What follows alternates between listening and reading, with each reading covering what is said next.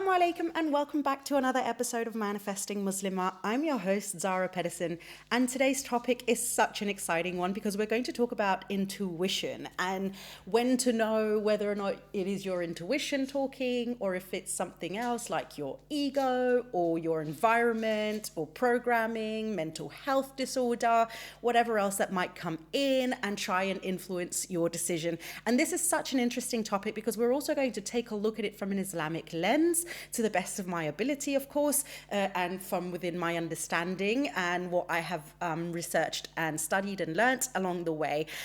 So feel free to do more research on this topic. I certainly will, because I think it is such an interesting subject to talk about as Muslims, because it's again one of those things that we see spoken about a lot within sort of the spiritual realm, even outside of, Islam and the Quran and the teachings of Allah subhanahu wa ta'ala. But it takes so much space for all people because we all know about intuition. We're all aware of the intuition and intuitive thinking, intuitive eating, intuitive actions, being guided and led intuitively. But nobody really knows what intuition is. Intuition is one of those subjects where it's like we know it exists, we know it's there, but it's really hard to pinpoint exactly what it comes from and how to really tune into it. And so, of course, there are people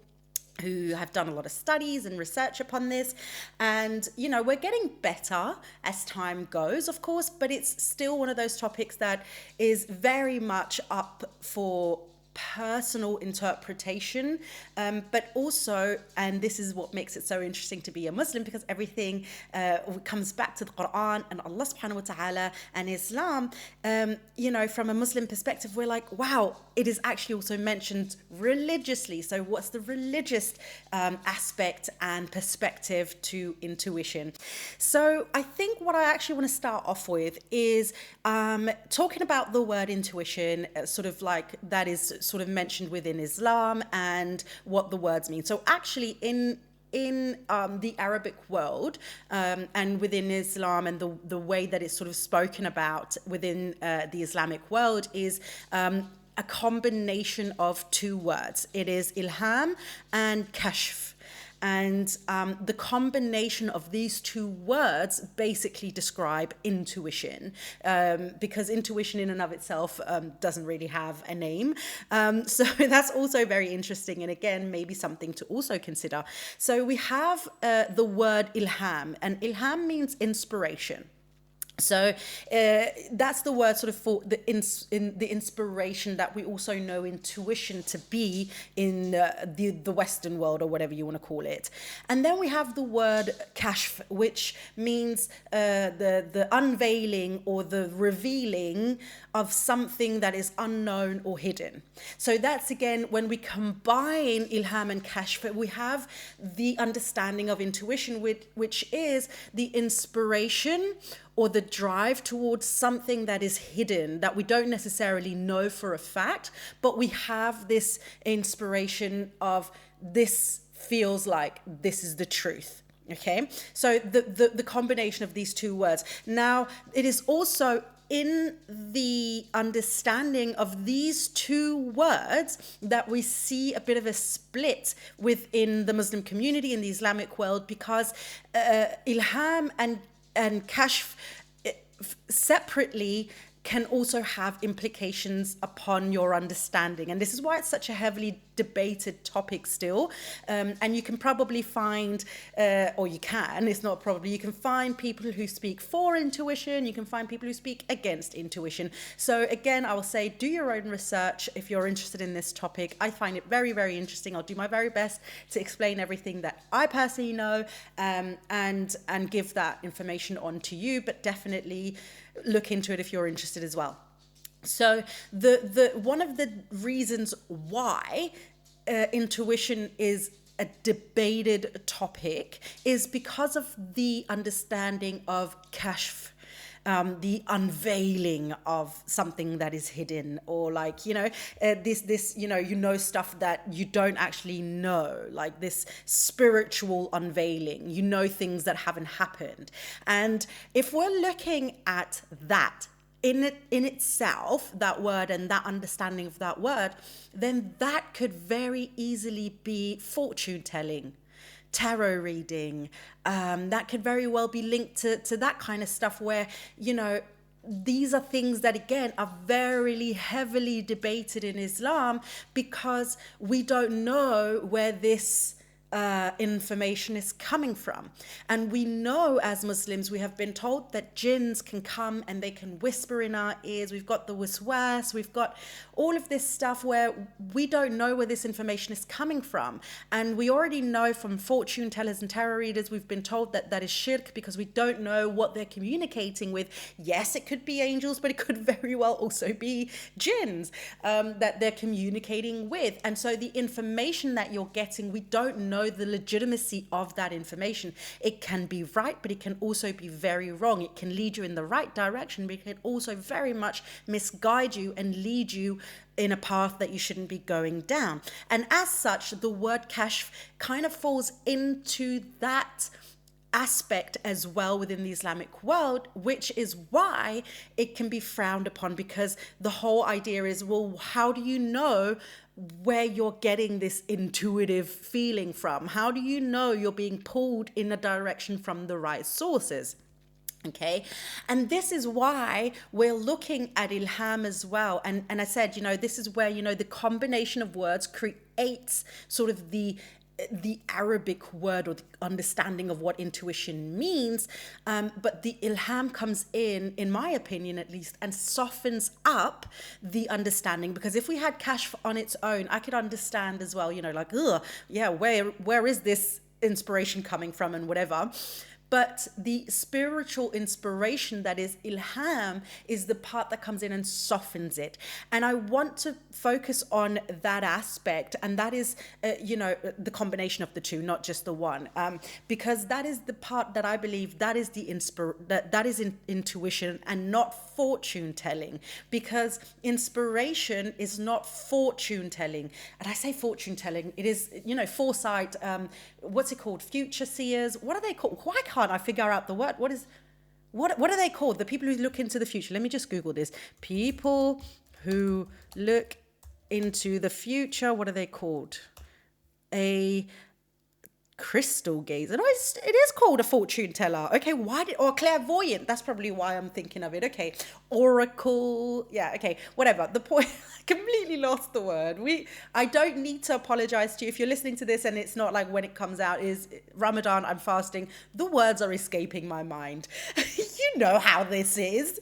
But anyway, so the point is, kashf in and of itself could be linked to that aspect. But when we take the ilham and we combine the two, it is not so much fortune telling or clairvoyance, because clairvoyance is, I would argue at least, more detailed. There is a clearer understanding of what would happen or when it's going to happen, or there's like more details. There's a clearer understanding of the fortune, the future that is going to come into your life. Whereas intuition has nothing to do with that. There isn't a clear understanding. There isn't clear details. There isn't clear expectations. None of that sort of like, I know exactly where this is going to lead me and guide me, and I know what to look out for, a red leaf or a man with these initials or whatever it might be, or this date or these numbers. There's none of that in intuition. And I think that massively separates fortune telling or clairvoyance versus intuition. Although, again, as I said, some skeptics might be interested in trying to combine the two, and this is where you see a lot of heavy debate around the subject. Okay. Another thing that I think is very important also to understand is that intuition is fleeting. It is not something that we can hold on to. It is very difficult for us to it's very difficult for us, as I said, to sort of hold on to. Whereas clairvoyance, there is a part of those people who can come up with very detailed explanation. They can give us almost to like, as I said, look at these dates, look at these numbers, all of those things. Whereas intuition is so fleeting, it's so quick. It comes and goes without us necessarily really understanding that it was there. And most of us, and I think as well, this also makes a huge difference, don't know that it is there. Or, we all have intuition, but we are not in tune with it. We have not learned to listen to it, and we quite often ignore it, don't even know when it happens. And this is where we have questions like, I don't know if this is intuition or something else, because we don't understand it. Okay, so if we look at it from also like intuition and Quran, because I also believe that, there are many places within the Quran that Allah speaks about intuition. But again, this is another reason why it is so heavily debated, because the Quran, the entirety of the Quran is also can be read from different perspectives, different understandings, and this is again another thing that again makes it kind of a debated topic as well, whether or not Allah refers to intuition or something else. I'm going to just give you a couple of examples here so that you know sort of like what I'm speaking of. So we're going to start off with Surah Al-Baqarah. And in that he says in ayat number 269, he says, he gives wisdom to whomever he will, and whoever receives wisdom receives immense good. Now again, you can look at that from so many perspectives, but again, there isn't necessarily he doesn't mention where this wisdom is coming from. He doesn't mention how it's going to be received by the person who receives the wisdom. So there's room there to sort of argue that that could be intuition that is referred to there. Another place is in Surah Al-Hijr, ayah number 75, where he says, there are great signs in this for those endowed with intelligence. And again, this intelligence that he speaks of, because it's obviously not intelligence the way that we understand the word intelligence in today's day and age of your IQ is low or your IQ is high, because Islam doesn't care about your IQ or your educational intelligence or your street smarts, but it cares about your spiritual and religious intelligence. It cares about your intelligence in relation to Allah subhanahu wa ta'ala and the prophets, the angels, all of that. And so that intelligence, again, those endowed with intelligence could also be that very intuitive knowing that Islam is the right way, even if you cannot argue for it, even if you don't have the education for it, even if you don't have the understanding that it's just there. It is just intuitively an intelligence and knowing that this is the right way. And so there are signs for those who are endowed with that intelligence. I've got another 2 examples for you, and then we're going to move on. I just want to give you as many things that you can go in and research on your own as well. So in Surah Al-Hajj, ayat number 46, he says, have they not journeyed in the land that their hearts might understand and their ears might listen? For indeed, it is not the eyes that are blinded, it is rather the hearts in the breasts that are rendered blind. And so again, the hearts in the breast that are rendered blind is not whether or not you can see the thing, it is very much what's going on the inside. So he speaks very much to the point of us not being able to necessarily physically with our eyes see the thing or be blinded to the thing. It is that we have shut off our hearts, and the meaning of the hearts, again, up to interpretation, but the hearts in this case is that point of like intuition, and that point of when we open up our hearts to Islam or close our hearts to Islam, and what is it in that opening and closing, and that could very well also be that intuition that we're speaking of. And lastly, in Surah Al-Yusuf, ayat number 108, He says, say, this is my way. I invite to Allah with insight, I and those who follow me, and exalted is Allah, and I am not one of those who associate others with him. So it is that point there again, I invite to Allah with insight. So I come to Allah, with that spiritual insight. It is not insight like knowledge necessarily. It is that knowing without necessarily being able to put words or evidence upon a table. It is that intuitive knowing that Allah is real, and I know that Allah is real. I cannot physically give you evidence for it, but I know it, and that's how I come to Allah. I know you are there, even though in this world, in this 3D world, it's very hard to give that evidence of it. So it has to come from that intuition. Anyway, those are just some of the examples that I wanted to share with you. Feel free, there are tons of other examples in the Quran, in the Hadiths. Go and check it out. It is so incredibly fascinating and so interesting once you really take a look at it. But again, remember that everything in Islam, and that's very much also the point in which I teach from, is, you have to create a personal relationship between you and Allah, and a personal understanding. It is not enough that you just listen to everybody else's Islam. You need to go in and do your own research, because that is the point where you start to have a private and personal and intimate connection between yourself and Allah. And that to me is where you really get to have a beautiful relationship with Allah and come to him purely out of love, and really strengthen that tawakkul, because it becomes so private and intimate to you, rather than, oh, somebody told me to do that, and so this is why I have to do it, and then eventually I'll get to that point. No, do it from you, because this is where we're so beautifully different. Okay, let me just take a quick little breath there, because there was so much information. I do hope that I wasn't speaking too fast. You know how I go. I get so excited about these topics, and I just want to get it all out and share so much of it with you. But anyway, so those are some of the places in Islam and in the Quran that where Allah subhanahu wa ta'ala could be alluding to us about intuition, or how we understand intuition from an Islamic perspective.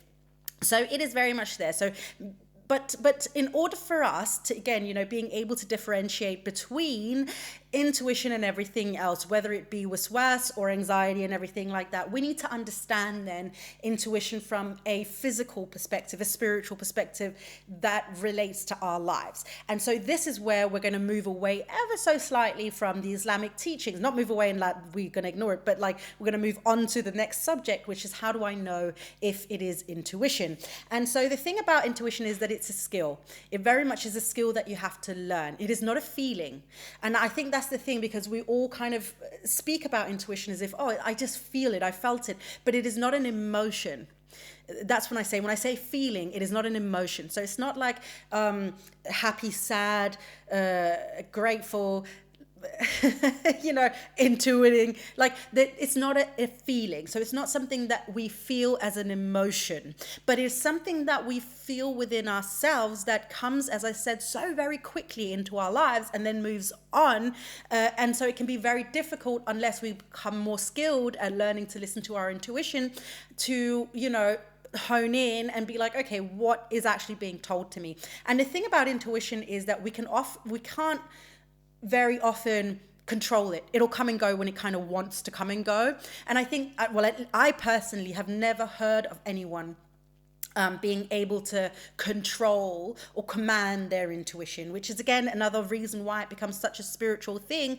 That for me, in my interpretation and my understanding of intuition, and again feel free to have a different interpretation of it, becomes so divinely led, because we're not in control of it. Allah decides when he wants to inflict this knowledge, this insight, this sign to you, rather than me saying, now I need Allah to give me this sign, I need you to tell me this. So we cannot control it. It's very much something that Allah decides to give to us, in my understanding, and when I say Allah, it could also be the angels. I don't know who necessarily would give it. But again, this is where we can sit down. Probably one day it would be so much fun to have a meetup and we can sit there and discuss it together and have like a little like, okay, let's talk about intuition. Who's telling it? What makes sense? That would be so much fun. Like a little campfire, but like a spiritual one, not a ghost story one, although that would also be fun. Anyway, the point is that is just my understanding, and I can sit here and theorize, and it's so much fun and interesting. But of course, I don't know if it's Allah subhanahu wa ta'ala that's given the intuition, or if he's allowing the angels to intuitively guide us, the angels that are surrounding us at all times to protect us. We don't know, but we can theorize, and that's the fun thing. But so it is not something that is an emotion to us. It's something that is above our emotions. And this is where it becomes so interesting with intuition. It resides somewhere above emotions. So if you have an intuitive feeling, and again, now I say feeling, but we're saying feeling, emotion, and then there's feeling as in a guiding. So you can have an intuitive guiding. I'm going to try and say it that way. You can have an intuitive guiding when you're happy. You can have an intuitive guiding when you're sad. And the intuitive guiding will still be the same. The intuitive guiding that you'll get won't change based on your emotions. So it'll remain the same, regardless of how you feel. And this is so important to understand intuition. It is not guided by your emotions. It is not guided by your situation necessarily. It is not guided by your socio-economic status. It is not guided by race. It is not guided by anything. It is that we can control and understand. This is what I'm saying, is so divinely guided. And it resides so far above our emotions that even when we're feeling angry, we intuitively might know, without, fully having the evidence or knowledge, that we should still go this direction versus that direction. We can be madly in love with someone, madly infatuated by them, and still intuitively know that is not my person. Something there. I don't know what it is. I cannot put a finger on it. Just as much as we can intuitively know when we are safe in a situation versus when we are not. Okay? When you've had those moments, and I know, ladies, you have had so many of them. It would be so interesting, actually, also to hear from you if you want to share your intuitive moments. I'm actually going to do that over on Instagram. So go and follow me over on Instagram at Manifesting Muslim. I'm going to put a little pop-up of like answer a question type of situation where I would love to hear from you guys to share those moments, because I find it so interesting. But you've had those moments where you just knew, and it wasn't based on your emotion. It wasn't based on the situation. Sometimes the intuition can come in stronger when we feel danger. Sometimes the intuition can come on stronger when we're in a situation where we need to be guided quickly. So it'll come quite often in that sense of like when we meet a new person, but the person feels dangerous to us, when we are in a situation or we find ourselves in a situation that for whatever reason feels dangerous to us, or where we feel threatened in some way, we may have, again, that intuition might come on stronger. And this is, again, another reason why I say it is something that we cannot control. And this is why I believe it is so divinely inspired, because if it is not our time yet, and the angels are trying to, or Allah is trying to, or the angels, or whatever it is the intuition is coming from, is trying to protect us from a situation, they might push harder on us and be like, get out. This is not for you. It is not meant for you. Get out. So that we, they're trying to save us from something that is inherently not good for us. This is also why it can be so difficult to listen to our intuition when we're not in danger, when it's about, should I marry this person or should I not? Should I follow this career path or should I not? Should I have another kid or should I not? Because we're not in that inherent danger, and there is no necessary, stress point deadline in that, in those moments when we're thinking about these things. But of course, again, we can learn to tune into it, and then it becomes a little bit easier. And I'm going to, at the end of this episode, I don't think I said that at the beginning, I'm going to give you some tips and tricks on how you can hone that skill of intuition. But that'll come at the end, just so that you know that there's more to come. Okay, so that's the interesting thing about intuition. So, how do we know when it's our intuition versus something else? Now, I did touch on this a little bit in my mental health and law of attraction episode, which is why I said if you haven't listened to that, you should definitely go and hear that episode anyway as well. But basically, as I said, intuition is not based on an emotion necessarily, whereas anything that is based in, and not anything that's based in an emotion, but things that are based in a negative emotion is not from our intuition. So if you have an inkling to go do something or do something in a specific way or marry a person, but there's a part of the decision making that is based in fear, then it's not intuition. If it's based on, oh, what if people are going to think? Maybe I'm not going to get married in time. If I don't do it, people are going to laugh at me. If I do it, then they're going to laugh, so I'm not going to do it. This fear of what if, basically. If the fear of what if influences your decision, it's not intuition. If the fear of what if influences your decision, it is not intuition. So really take that into consideration and think about what if means, because what if is not based in love. It is not based on grace, forgiveness, all of these things. It is based on the fear of having to look back, the fear of and recognizing you did something wrong, the fear of missing out, the fear of looking like an idiot, the fear of not doing the right thing, the fear of this, that, and the other. What if is not based on something that is good, because ultimately, even if you say, what if he's the right one, that still is rooted in doubt and hesitation. And doubt and hesitation is not coming from a place of love and grace and forgiveness and calmness. And that, again, that whole emotion of intuition that I'm trying to describe, that doesn't exist, because it is basically just intuition, because it resides somewhere above. It's that clarity. It resides above, clarity within you. Can we say, if I say the feeling of clarity, do we understand what I mean when I say that? I hope we do, because that's how I'm going to describe it. The feeling of clarity. It is not from that point where you are willing to say, I have already forgiven myself if I lose this person based on this decision, because I'm so clear that this is the right way for me, that I'm not even going to say, what if I hadn't? It'll all come from that place of clarity and love and acceptance and forgiveness, that even if something happens as a result that may be less than ideal, you're already at peace with it, versus a decision coming from a place of fear, hesitation, doubt, stress. Those feelings will have you looking back in hindsight and being like, oh, maybe I did the wrong thing, maybe I should have done that and this, that, and the other. So generally speaking, when we're thinking of our intuition, it comes with so much clarity. It is so above our emotions that, again, it does not care if you're in a good place or in a bad place. The intuition will remain the same and it'll be clear. It's that clarity around a decision, regardless of how you feel, and that will tell you that just you taking this path, regardless of what happens, it'll be okay.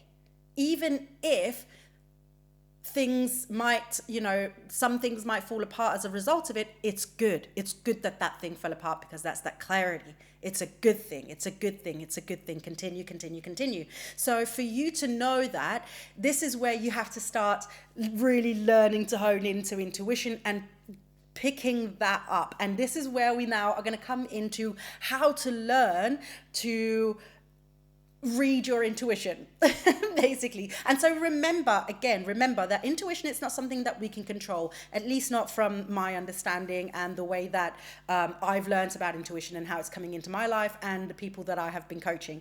Intuition is very much something that feels so much more divinely guided and led. So for that reason, this is more sort of like, how do you know when a thought that comes in or something like that, like when you feel like you're being guided. So keep that in mind, okay? So the first thing is that we live in a world where there's so much noise. I don't have to tell you that. Everybody has told you, and their granddad and a bag of chips. So we don't care about that. We know this. What the thing is, though, is that the more noise that is around you, the harder it can be initially to hear our intuition. So the more noise there is, the harder it can be initially to begin with to listen to your intuition. Our intuition actually doesn't care if there's noise around us, it'll still come through.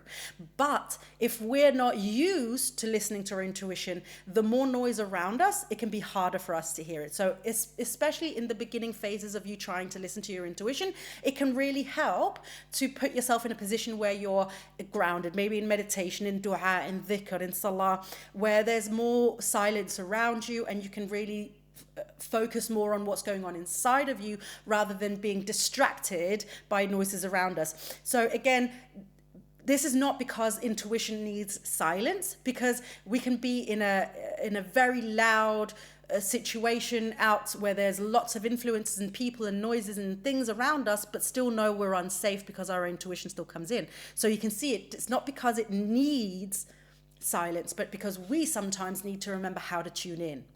Okay, so the first thing I would say is get comfortable with the silence. Start getting comfortable being just with yourself. And this, I know, sounds so stinking basic, but it is so important because a lot of us don't know how to do this. The moment we are, in a moment of silence, whether we're waiting for the bus, whether we're waiting to fall asleep at night, or we're picking up our children and they're still in school and we're sitting in the car waiting for them still, or whatever, we've got a podcast on, the TV's on, maybe we're listening to music, we've got TikTok in the background, maybe we're reading a book, maybe we're taking notes, we're taking that mental list. Sit in silence. Learn how to sit in silence and be okay with it. Okay, learn to sit in that silence and be okay with it. And this can be very triggering for a lot of people if they have mental health disorders like anxiety, because it's in that silence that sometimes these things can be triggered. So make sure that you're also in a good headspace when you're doing this so that you don't accidentally trigger yourself. So that's the first thing I'm going to say. Be very comfortable sitting in silence and tuning into yourself, okay? And get comfortable with that silence and tuning in. Okay, the next thing is how to tune in. Like, what are we going to do? What does that mean? What does tuning in mean, Zara? At the moment, I'm not thinking about something. I'm thinking about everything. I'm thinking about that scratch that is on my toe. Then I'm thinking about, oh, did I do laundry? Or did I pay that bill? And, oh, I need to call my nan because I haven't spoken to her in 5 days. Yes, exactly. So that's going to be the first thing that's going to happen, just very much like when you're starting to meditate or starting salah dhikr, is your thoughts going to be everywhere. So again, this is just as much a skill and a practice as everything else. It'll take some time, but what I'll say is, as you're learning to tune in, focus on how you feel inside your body.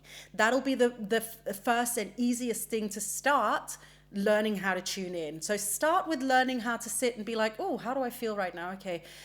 Oh, I didn't actually even notice this, but my shoulders feel kind of tense. Okay, that's interesting. Oh, how if I move them up and down, how does that feel? Oh, that's actually kind of nice. Okay, cool. Oh, now there's like a little bit of an itch at the lower back of my part, on my lower back. And that's interesting. Okay, I've actually, what I also feel?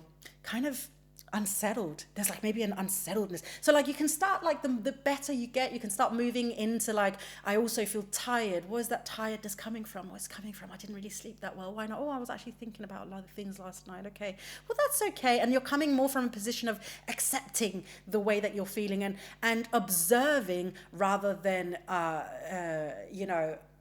wanting to change things and take control. So you're just observing and you're just accepting. That's the first step to learning how to tune in. And as you get better at it, you'll start to tune into things that you didn't even really realize was there. Like, oh, why do I feel sad when I'm sitting inside? Oh, okay, let me sit with that for a minute. Okay, where is that sadness coming from? All of that. And then it becomes easier for you to start really tuning into yourself and understanding what's going on the inside, okay? And from this place, when we're really good at this, is also when we start to really get good at tuning into when our intuition comes in. So the last step in this, I'm so sorry, this is such a long episode, my darling. I hope there's an abundance of information in here for you that you can use and that you can benefit from, inshallah, bi'idhnillah. The last thing, that once you've sort of gotten used to this with sitting in silence and being comfortable with the silence and then learning how to tune into yourself, is the moment when there's that most silence and you feel really good within yourself and tuning into yourself. It doesn't have to be like you can't do this when you're sad or anything. So when I say when you feel really good within yourself, it's not necessarily about what's going on emotionally within you, but that you're okay and sitting and observing. That's what I mean. At that moment, you ask yourself questions. And this is the questions that you start asking yourself, like, should I marry him? Should I take that career path? Should I have more children? Should I buy the house? Should I invest in this thing? Should I da da da da da da da? This is where you start asking the questions from, when the silence is there. And to begin with, again, especially in the beginning of this practice, the intuition will come in for a split second, immediately, either as you're asking the question, as you're even just thinking about asking the question, or immediately after you've answered the question, or asked the question, sorry. So it'll be that feeling of either like that there won't really necessarily be a sensation of clarity around it. Like it'll feel like there's not really anything necessarily like that, sort of like making you feel excited about it, or making you feel like, yes, an absolute there's no doubt about the yes, the F yes, this is the one. Like, and instead it's kind of like crickets. And then your ego starts coming in instead and starts arguing, starts debating, starts logically trying to say yes or no. Okay, let me try and explain that again. So you ask yourself the question, and if the intuition doesn't come in pretty much immediately, even if it is just for that split second, maybe you'll have that clarity or that feeling of that, yeah, for like 2 seconds or so, but it's so quick. It comes in so quickly. It's either going to be that, yeah, I'm trying not to swear because it's Ramadan, but it's so hard for me.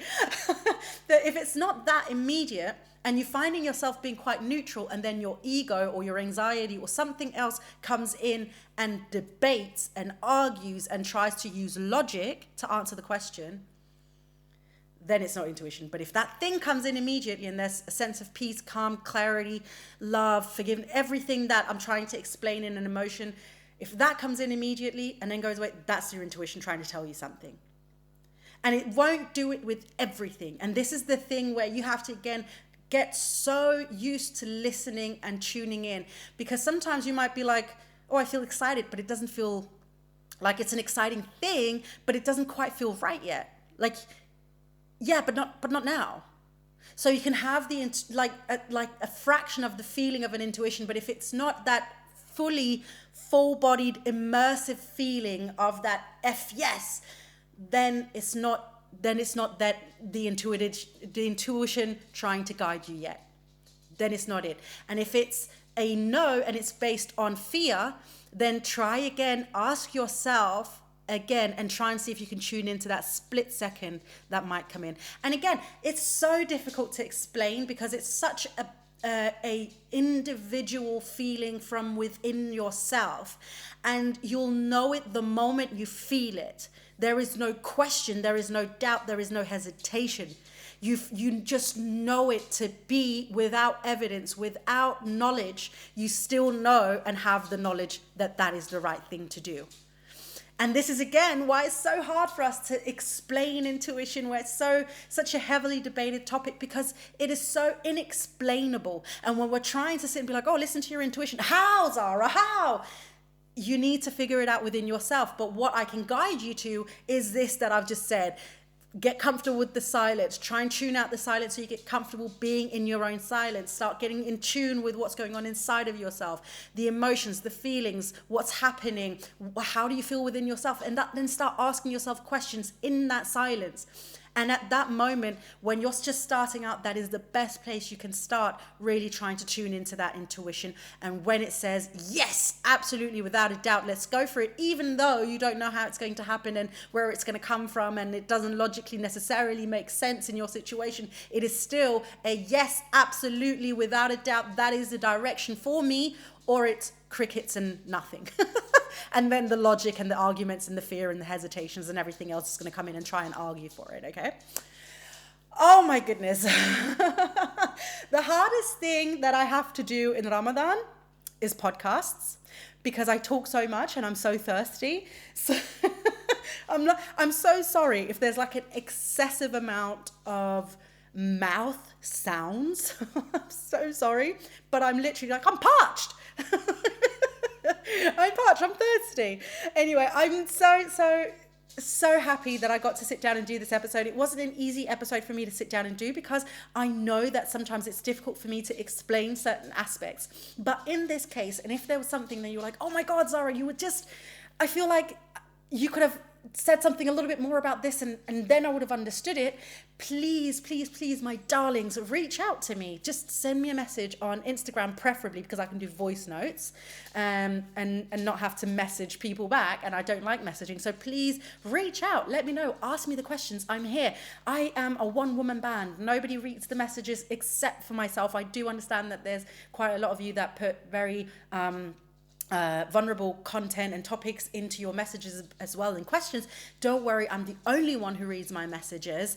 And so if you've got any questions about it, reach out. Or even better, if you're like, hey, I really want to learn more and I want to learn it more in my world and in my situation, book a one-on-one call with me. Let's get you to that point where you just know when it's your intuition and you can allow your intuition to guide you from a place of feeling that safety and security that the intuition should make you feel, even if you have no evidence to back it.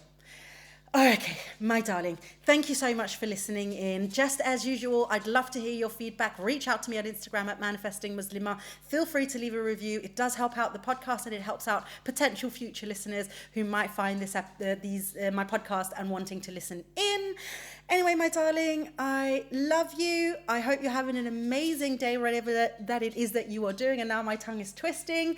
Take care. Until next time, please don't forget to live in love.